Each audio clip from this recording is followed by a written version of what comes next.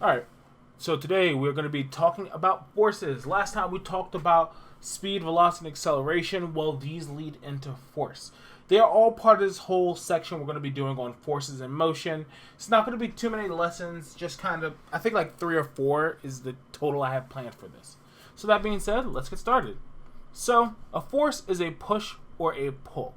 We actually do forces all the time. For example, I have my chair that I'm spinning in. If I wanted to move my chair, I'd have to give it a push.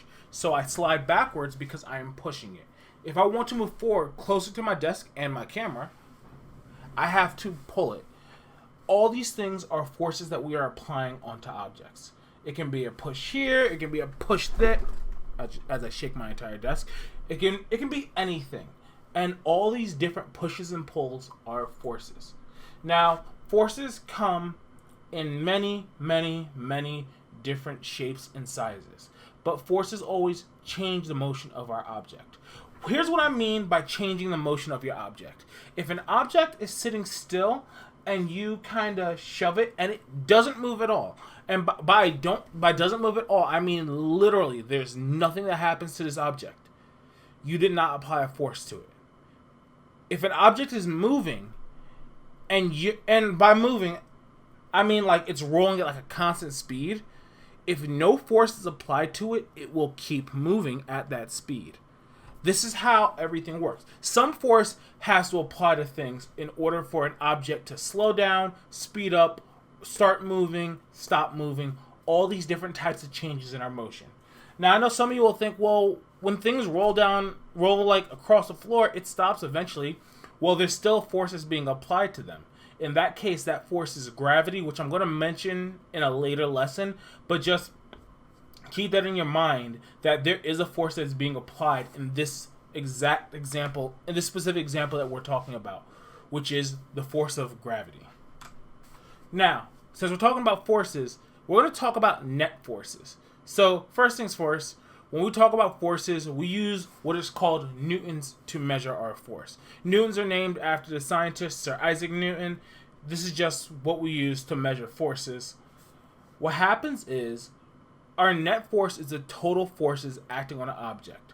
So, more than one force can act on something at the same time. Think of it like this. If you were going to push something, and then one of your friends is like, yo, dude, I'll help you, and both of you start pushing on this object together, now you have your force and the force of your friend as the two of you are working together to push something.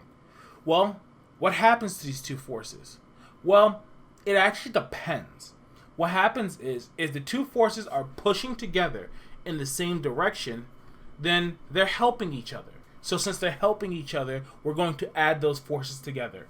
In the example I give you right here, it says force 1, oh, wait, I went forward. Force 1 is 8 newtons, and force 2 is 6 newtons. Well, you see, let me actually get my trusty pen. Boom. Well, you see, because these two forces are both going to the right, we end up adding that 8 newtons to the 6 newtons. And if you don't want to write the full word newtons out, we just put the big N here. So 8 plus 6 ends up giving us our total net force of 14 newtons. So it doesn't matter if they're both going left or both going right. These two forces simply need to be going in the same direction, and we add them together. That's how this ends up working. But now we have a different scenario. Instead of going together in the same direction, our forces are actually going opposed to each other. So because they're going in opposite directions, we end up subtracting our forces. So what ends up happening is we have force 1, which is 20 newtons to the left, and force 2, which is 18 newtons to the right. So, simply put, we subtract them. 20 newtons minus 18 newtons.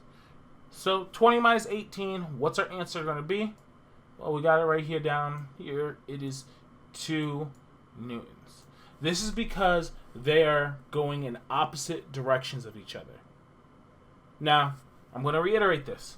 Same direction, we are adding them. You add the forces. Different direction, you subtract the forces from each other. Same direction we add, different directions we subtract them.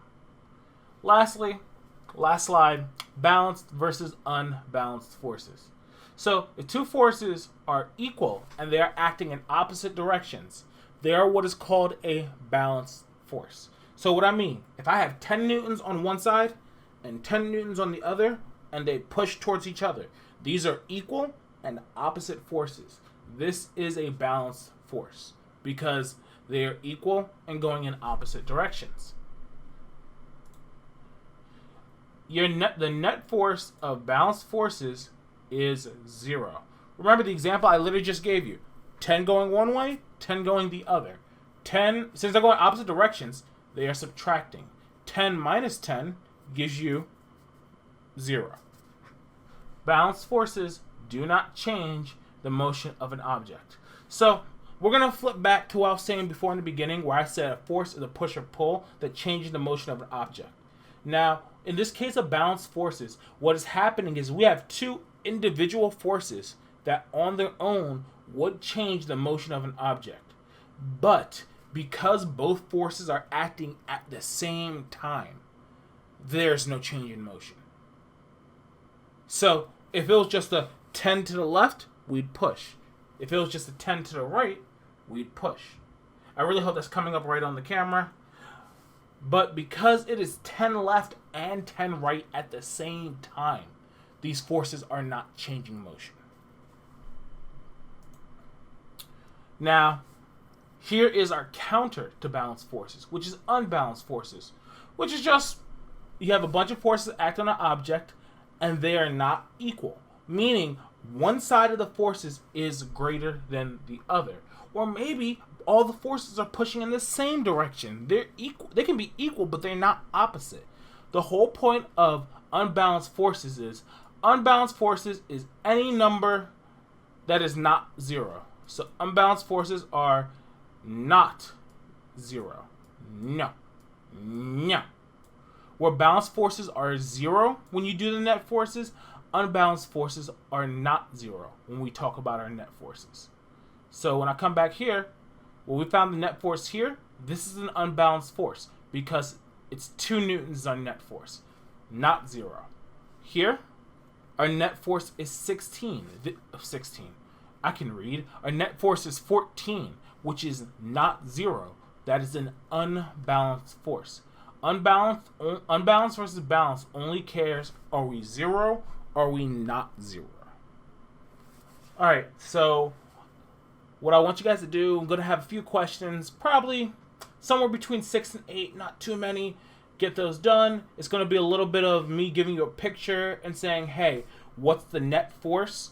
And you'll have to figure it out based on the numbers for the forces of the arrows I show you. And it shouldn't be too hard. Take your time, nothing too crazy. Get it done for me. Have a wonderful, wonderful day.